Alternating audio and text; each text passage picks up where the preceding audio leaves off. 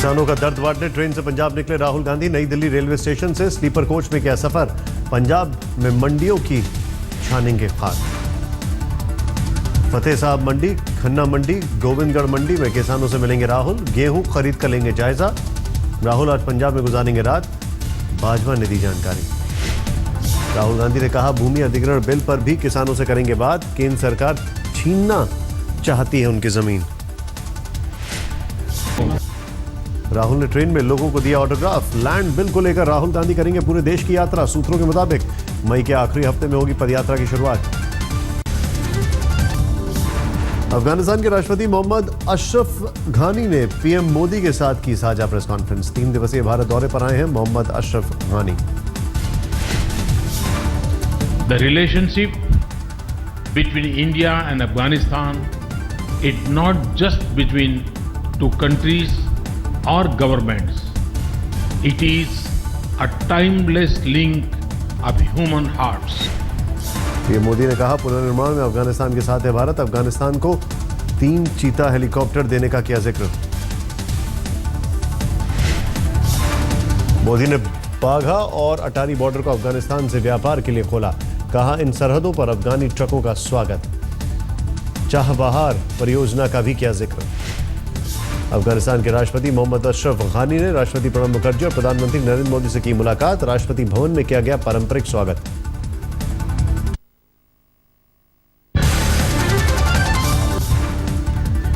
Land bill को लेकर किसानों को मनाने में जुटी मोदी सरकार। केंद्रीय मंत्री नितिन गडकरी और चौधरी वीरेंद्र सिंह दिल्ली से सटे चरखी दादरी में करेंगे पंचायत।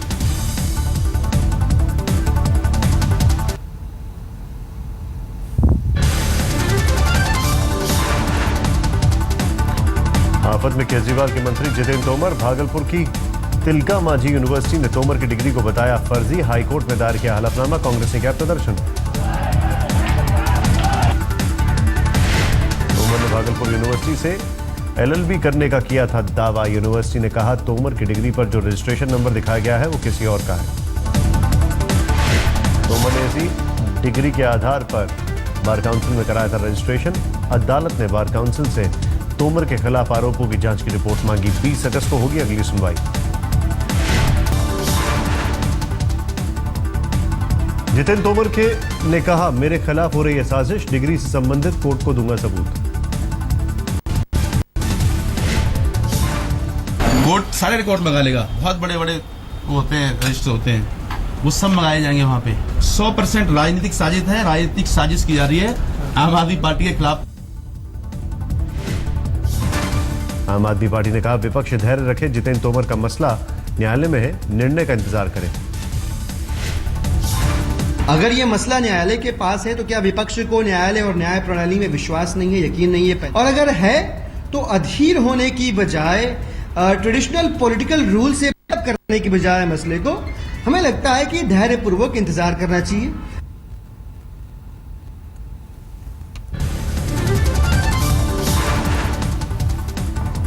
कोलकाता नगर निगम चुनाव में टीएमसी को मिली बड़ी जीत। कुल 144 सीटों में से 115 सीटों पर टीएमसी का कब्जा। कोलकाता निकाय चुनाव में लेफ्ट को हुआ भारी नुकसान। 14 सीटें जीतकर दूसरे पायदान पर रही सीपीएम।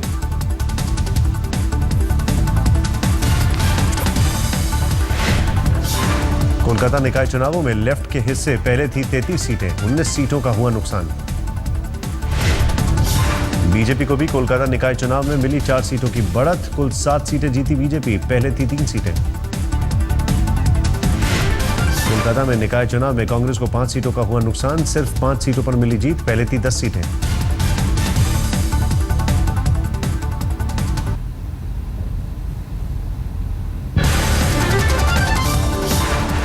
नेपाल के प्रधानमंत्री सुशील कोइराला के मुताबिक तबाही में मरने वालों का आंकड़ा जा सकता है 10,000 के भी पार। मौजूदा राहत कार्य को बताया अप्रभावी। 3 दिन के राष्ट्रीय शोक की घोषणा। नेपाल में भूकंप की तबाही से अब तक 4,350 से ज्यादा लोगों की मौत की पुष्टि। 8,000 से ज्यादा लोग घायल। अकेले काठमांडू में 1,000 जाने गई। संयुक्त राष्ट्र के मुताबिक नेपाल में 66 लाख लोग भूकंप से प्रभावित। 75 में से 30 जिलों में हुई सबसे ज्यादा तबाही। नेपाल में सुबह सुबह भी आए भूकंप के हल्के झटके। सुबह 4:10 और 5:05 पर महसूस हुए भूकंप के झटके। मलबे में दम तोड़ती उम्मीदों के बीच जीत गई जिंदगी। काठमांडू में एनडीआरएफ की टीम ने 50 घंटे बाद महिला को निकाला जिंदा।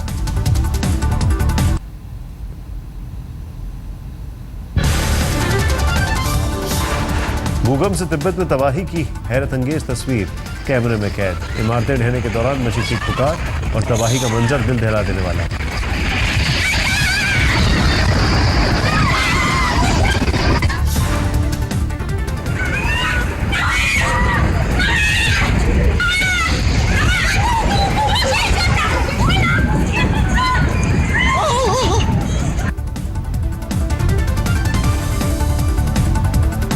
आज तक ने ड्रोन कैमरे से लिया तबाही का जायजा।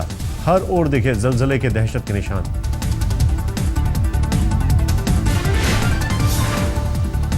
डॉग स्क्वाड की निशानदेही पर मलबे से निकाला गया शव। आज तक के ड्रोन कैमरे में कैद हुई तस्वीर। भोपाल की विनाशलीला से तबाह रक्सौल में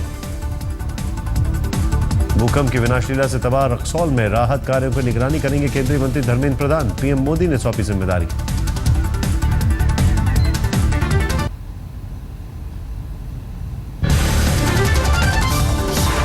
राहत और बचाव कार्य में C-13 और C-17 ग्लोब मास्टर 3 का इस्तेमाल। वायुसेना के 2 ध्रुव हेलीकॉप्टर भी ऑपरेशन में लगाए गए।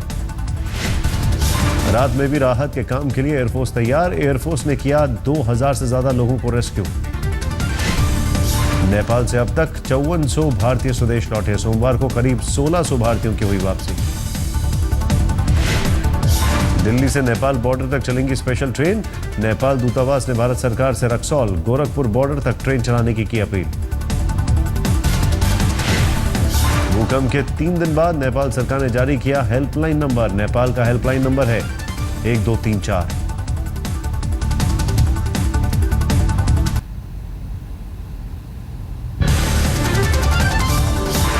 काठमांडू में 6 हेलीकॉप्टरों और पोखरा में 4 हेलीकॉप्टरों से राहत सामग्री गिराई गई। काठमांडू में बिजली बहाल करने की कोशिशें तेज। नेपाल के राहत अभियान पर केंद्र का बयान। राहत के कामों में आई तेजी। खाने के पैकेट, पानी की बोतलें भेजी गई नेपाल। बसों और ट्रकों को भेजा गया नेपाल। करीब 100 बसें नेपाल गईं। यूपी से 21 ट्रकों को राहत सामग्री के साथ भेजा गया। गृहमंत्री राजनाथ सिंह ने नेपाल को हर संभव मदद देने का दिया भरोसा। फंसे लोगों को बसों से ले जाया जाएगा।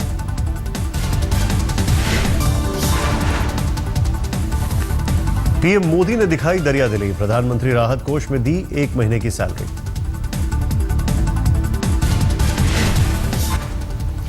स्पेन के विदेश मंत्री ने प्रधानमंत्री से की बात। नेपाल में फंसे स्पेन के लोगों को बाहर निकालने के लिए मांगी मदद। सचिन तेंदुलकर ने नेपाल में राहत और बचाव के लिए वायुसेना की तारीफ की। ट्वीट कर कहा, खराब मौसम के बावजूद एयरफोर्स ने हजारों लोगों को भारत वापस लाए। काठमांडू से बचाए गए 70 लोग गोरखपुर राहत शिविर पहुंचे। राजस्थान परिवहन की बस से वापस भेजा जा रहा है जयपुर। यूपी के गोरखपुर में तेज आंधी के साथ बारिश। नेपाल से आने वालों के लिए राहत शिविर का टेंट गिरा। प्रशासन ने खाली कराया रिलीफ कैंप। विश्वविद्यालय में शिफ्ट किए गए शरणार्थी। नेपाल में भूकंप के कहर में मारे गए 3 भारतीयों का शव दिल्ली पहुंचा। 2 लोग जम्मू कश्मीर के रहने वाले थे। नहीं हो पाई तीसरे की पहचान। राहत के कामों पर खराब मौसम की मार की आशंका। मौसम विभाग ने दी काठमांडू से बारिश की चेतावनी। 30 अप्रैल तक बारिश के आसार। नेपाल में भारत का ऑपरेशन मैत्री जारी। एनडीआरएफ की 19 टीमें राहत और बचाव में जुटी। 20 विमान और हेलीकॉप्टर रेस्क्यू में लगाए गए।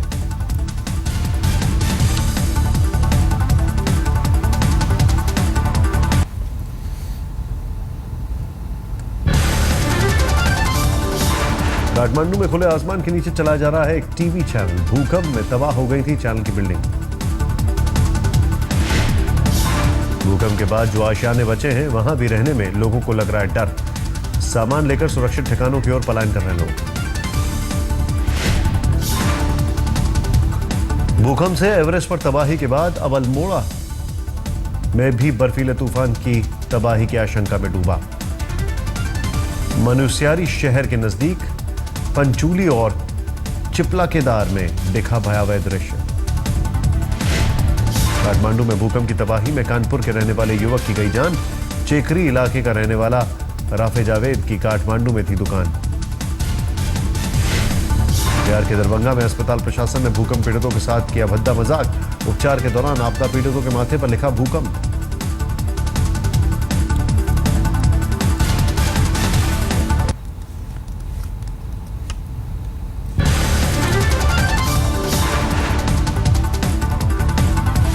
यूपी में आंधी और बारिश की आफत, 6 लोगों की मौत। आंधी और बारिश से बदायूं में 3, लखनऊ में 2, मऊ में 1 शख्स की मौत। बलिया में भी आंधी पानी का जमकर बरसा कहर, तमाम पेड़ ढहे, घरों की उड़ी छतें। बिहार में कई जगहों पर आई बारिश ने ढाया कहर। पटना और छपरा में दिन में छाया अंधेरा, गाड़ियों की लाइट जलाने की आई नौबत।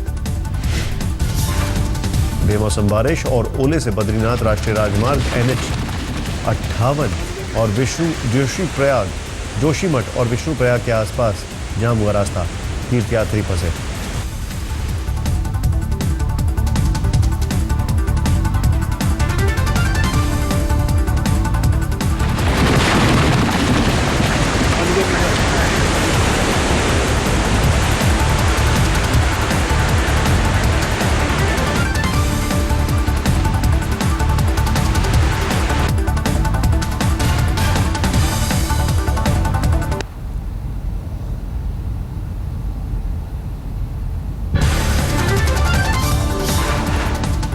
पंजाब के बटाला में किसानों ने रोकी रेल, गेहूं खरीद और भूमि बिल को लेकर प्रदर्शन। अमृतसर से जाने वाली सारी ट्रेनें रद्द। राजस्थान के अलवर जिले में एक किसान ने पंखे से लटककर जान दे दी। मौसम की मार से ठेके पर ली गई थी खेती, बर्बाद हो गई थी। यूपी के बाराबंकी में डीएम ऑफिस के गेट के सामने एक किसान ने पेड़ पर फांसी लगाकर दे दी जान। सुसाइड नोट में लिखा कर्ज की रकम न चुकाने पाने का था दबाव। हिसार में गेहूं की फसल कम होने पर एक किसान ने की आत्महत्या, 2 लाख के कर्ज में डूबा था। गजेंद्र खुदकुशी मामले में दिल्ली पुलिस ने मजिस्ट्रेट को सौंपी रिपोर्ट। सूत्रों के मुताबिक गजेंद्र की मौत को बताया गया हादसा, दम घुटने से हुई मौत।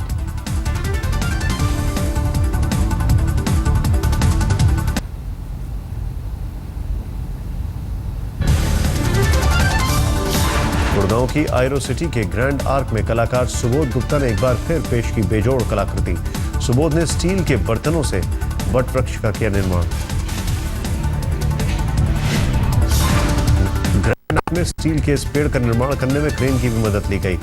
पूरी कलाकृति तैयार होने पर लोग दांतों तले उंगलियां दबाने को मजबूर।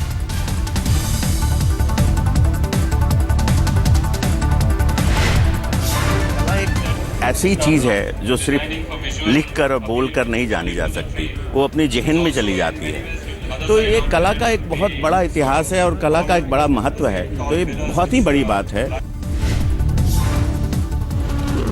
टीम एमआरएफ ने सीजन की एशिया पैसिफिक रैली चैंपियनशिप का पहला राउंड जीता। टीम के ड्राइवर पॉन्स टिडमेंट और को ड्राइवर एमएल ने शुरू से ही बनाई थी बढ़त। टीम एमआरएफ ने 5 मिनट 51.8 सेकंड में लीड के साथ बनी चैंपियन।